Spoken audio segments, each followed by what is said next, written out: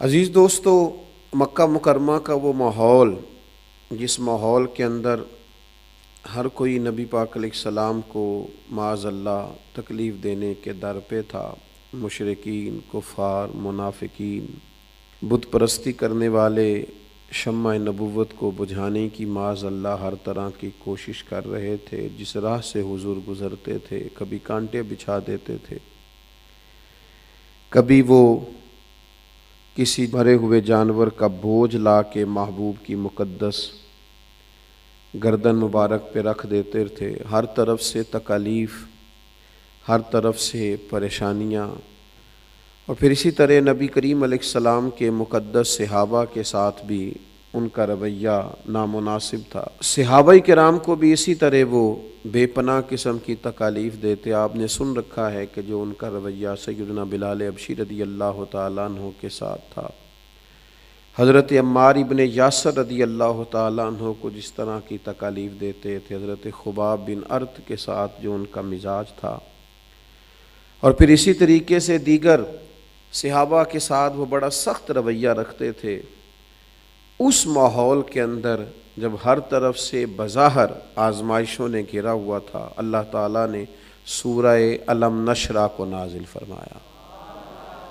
آپ ذرا اس سورت کا آغاز دیکھیے گا، اللہ تعالیٰ نے ارشاد فرمایا الم نشرح لک صدرک، اے محبوب کیا ہم نے آپ کی خاطر آپ کے سینے کو کشادہ نہیں کر دیا؟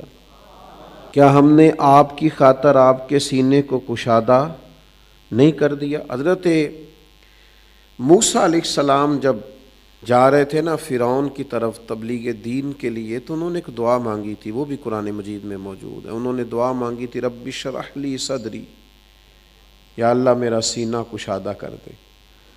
حضرت موسیٰ علیہ السلام نے اللہ کے حضور خود عرض کیا تھا کہ مالک اتنے بڑے بے ایمان کو، کافر کو، مشرک کو، جو معاذ اللہ خدائی کا دعویٰ کرتا ہے، اس کو میں نے دین کی دعوت دینی ہے، تو میرا سینہ کھول دے۔ حضرت موسیٰ نے خود عرض کیا تھا،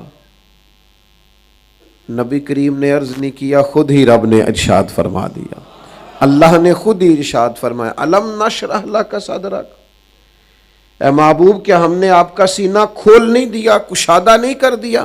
یہ سینہ کیا ہے؟ شرح صدر کس کو کہتے ہیں؟ بہت ساری تفاسیر کا نچوڑ یہ ہے کہ جب نور الہی سے سینہ کشادہ ہو اور اللہ کی جانب سے تسکین اور طمانینت کا نزول ہو اور رب کی طرف سے دل مسرور ہو جائے تو اسے سینہ کشادہ کرنا کہتے ہیں۔ اس کا مطلب ہے کہ شرح صدر نصیب ہو گئی، اللہ تبارک و تعالیٰ نے سینے کے اندر وسعت پیدا کر دی۔ اور پھر ہمارے علماء نے لکھا ہے اس کا مطلب یہ ہوتا ہے کہ اللہ تبارک و تعالیٰ نے نا اپنے محبوب پاک صلی اللہ تعالیٰ علیہ وسلم کے سینہ نور میں تمام علوم، تمام معارف اور فرائض نبوت ادا کرنے کے لیے جس قوت اور طاقت کی ضرورت ہوتی ہے، وہ ساری اللہ نے اپنے محبوب کے سینہ نور میں داخل فرما دی۔ ہم نے آپ کا سینہ کھول نہیں دیا۔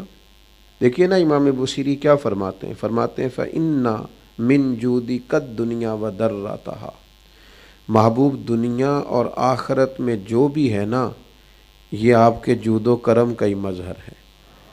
وَمِنْ عُلُومِكَ عِلْمَ اللَّوْحِ وَالْقَلَمِ، یہ بہت بڑی بات کر دی امام بوصیری نے، فرمانے لگے یا رسول اللہ یہ جو لوح و قلم ہے نا، یہ آپ کے علم پاک کا ایک حصہ ہے، ایک حصہ ہے، باقی تو علم پیچھے ہے، سارا ایک حصہ ہے یہ آپ کے۔ تو اللہ نے فرمایا محبوب علیہ السلام کیا ہم نے آپ کے لیے آپ کے سینے کو کشادہ نہیں کر دیا؟ پھر فرمایا وَوَضَعْنَا عَنْكَ وِزْرَكَ، اور ہم نے آپ کے اوپر سے آپ کا بوجھ اتار نہیں دیا؟ کون سا بوجھ؟ ارشاد فرمایا الَّذِي أَنْقَضَ ظَهْرَكَ، وہ بوجھ جس نے آپ کی پیٹھ مبارک کو بوجھل کر دیا تھا، وہ بوجھ ہم نے اتار نہیں دیا۔ وہ بوجھ کیا ہے؟ نبی کریم صلی اللہ تعالیٰ علیہ وسلم پر اللہ نے بار نبوت ڈالا ہے، بڑا مشکل ہوتا ہے یہ بوجھ اٹھانا۔ اللہ نے قرآن نازل کیا ہے حضور کے قلب اطہر پر، اور قرآن مجید کی شان یہ ہے کہ لو انزلنا ھذا القرآن علی جبل لرأیتہ خاشعا متصدعا من خشیۃ اللہ، اس قرآن مجید کو پتھروں پہاڑوں پر نازل کیا جاتا تو اللہ کے خوف سے ریزہ ریزہ ہو جاتے. تو یا اللہ کہاں نازل کیا ہے؟ فرمایا نزل علی قلبک، محبوب کے قلب اطہر پر نازل فرما دیا. تو نبی کریم صلی اللہ تعالی علیہ وآلہ وسلم کو اللہ تبارک و تعالی نے جو نبوت کا بار گراں عطا فرمایا، اس فرض کی ادائیگی کے احساس سے حضور کے قلب اطہر پر بوجھ رہتا تھا کہ یہ بہت بڑا میرے ذمہ فریضہ ہے، نبوت کا فریضہ. تو اللہ فرماتے ہیں محبوب ہم نے سینہ کشادہ کر کے آپ کا وہ بوجھ اتار نہیں دیا. بڑی مزے کی بات ہے. رب کہتا ہے اگر ہم نے نبوت کی ذمہ داری ڈالی تھی تو محبوب پھر سینہ بھی تو کشادہ ہم نے کیا ہے نا، پھر آپ کو شرح صدر بھی تو ہم نے ہی عطا کر دیا ہے نا. اور دوسرا، نبی پاک علیہ الصلاۃ والسلام کے دل میں ایک بوجھ تھا. وہ بوجھ تھا کہ نبی پاک علیہ السلام جب اپنی قوم کو کھلی گمراہی میں دیکھتے، بت پرستی کرتے دیکھتے، لوٹ مار کرتے دیکھتے، اخلاقی پستی میں دیکھتے، اہل عرب کے رویوں کی سختی دیکھتے، تو حضور کے قلب اطہر پر بوجھ بنتا. اللہ نے کہا محبوب ہم نے اسلام کی ہدایت دے دی ہے، آپ کو نبوت اور رسالت عطا کی ہے، اور محبوب قرآن کی صورت میں نصاب دے دیا ہے. اب انشاءاللہ کرم ہی کرم ہوگا. ارسل رسولہ بالہدی ودین الحق لیظہرہ علی الدین کلہ، ہم نے محبوب آپ کو رسالت دی ہے، اب یہ دین سارے دینوں پہ غالب ہو جائے گا. تو ارشاد فرمایا کہ ہم نے آپ کے یہ بوجھ اتار دیے. اگلی آیت میں ارشاد فرمایا وَرَفَعْنَا لَكَ ذِكْرَكَ، محبوب ہم نے آپ کی خاطر آپ کے ذکر کو بلند کر دیا ہے. ایک تو بوجھ اتار دیے، سینہ کشادہ کر دیا، اور آپ کی خاطر آپ کے ذکر کو بلند کر دیا. نبی کریم علیہ السلام فرماتے ہیں میرے پاس جبریل امین آئے، میں نے ان سے پوچھا جبریل بتائیے نا میرے رب نے میرے ذکر کو کیسے بلند کیا ہے. تو حضرت جبریل عرض کرنے لگے یا رسول اللہ، رب فرماتا ہے جہاں میرا ذکر ہوگا نا وہاں آپ کا بھی ذکر ہوگا. آپ نہ کبھی اس گہرائی میں اتریے گا، آپ کو مزہ آئے گا. اذان میں بھی اللہ کے ساتھ حضور کا ذکر ہے، نماز میں بھی اللہ کے ساتھ حضور کا ذکر ہے. آپ کوئی صحیفہ کھول لیں، کتاب رحمت کھول لیں، جہاں جہاں اللہ کا ذکر ہے وہاں وہاں مدینے والے محبوب کا ذکر ہے. بلکہ جو کلمہ پڑھ کے لوگ مسلمان ہوتے ہیں اس میں بھی رب کے ساتھ رب کے رسول کا ذکر ہے. یہ ذکر کسی جگہ بھی جدا نہیں ہے، بالکل جدا نہیں. خدا کا ذکر کرے اور ذکر مصطفیٰ نہ کرے، ہمارے منہ میں ہو ایسی زبان خدا نہ کرے. میرے بھائی ہر جگہ، اور پھر اس طرح ذکر بلند ہے، اس طرح ذکر بلند ہے نبی پاک کا کہ لوگوں نے زندگیاں لگا دی.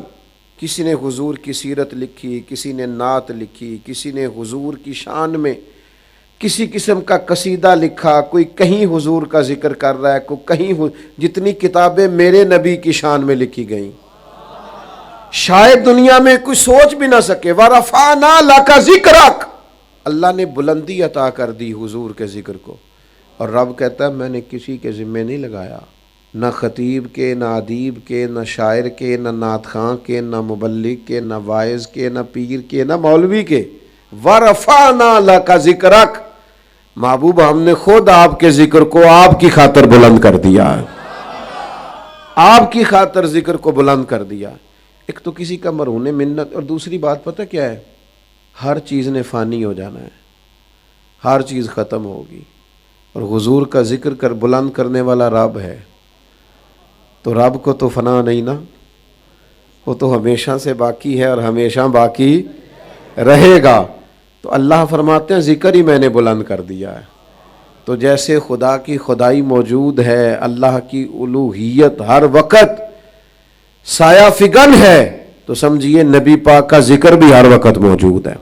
آگے ارشاد فرمایا فَإِنَّ مَعَ الْعُسْرِ يُسْرًا إِنَّ مَعَ الْعُسْرِ يُسْرًا، پریشان لوگ، دکھوں میں گھرے ہوئے لوگ، حالات کے ہاتھوں مجبور لوگ اس آیت کو سنیں. فرمایا فَإِنَّ مَعَ الْعُسْرِ يُسْرًا، پس ہر مشکل کے ساتھ آسانی ہے۔ ان مع العسر یسرا، بے شک ہر مشکل کے ساتھ آسانی ہے۔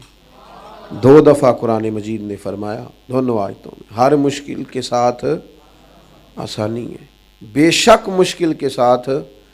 یہ پتہ ہے اللہ کن سے فرما رہے ہیں؟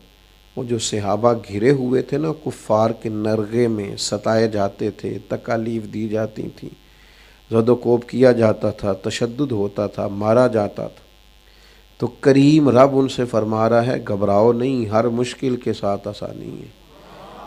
جو بڑا پریشان شخص ہے نا وہ ذرا ان آیتوں کو دیکھے تو اسے سمجھ آئے گی جس پریشانی میں وہ گھرا ہوا ہے نا، بس یہ نیا چاند طلوع ہونے کی دیر ہے، بس نئی صبح آنے کی دیر ہے، اسی مشکل کے اندر سے آسانیاں جھانک رہی ہیں، ہر مشکل کے ساتھ آسانی ہے۔ جلدی جلدی پلٹ جایا کرتے ہیں حالات، بدل جاتا ہے وقت، اور وقت بدل گیا۔ اذا جاء نصر اللہ والفتح ورأیت الناس يدخلون فی دین اللہ افواجا، اللہ کی مدد آ گئی، فتح حاصل ہو گئی، لوگ فوجوں کی فوجیں دین میں داخل ہونے لگ گئے۔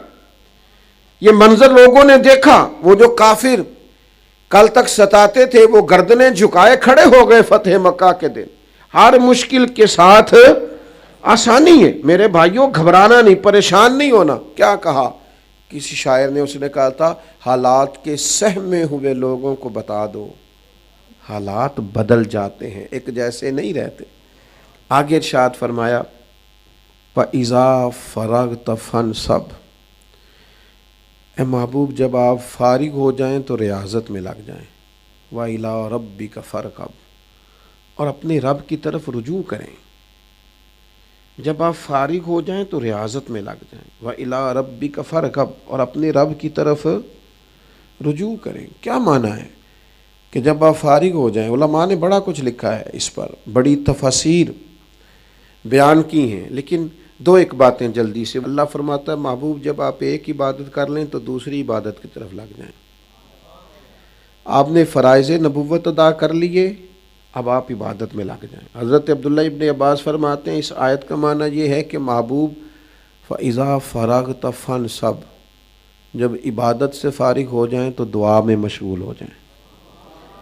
اس آیت کا مطلب یہ ہے کہ فارغ نہیں بیٹھنا، آرام سے نہیں بیٹھنا، ہمیشہ جد و جہد، ہمیشہ۔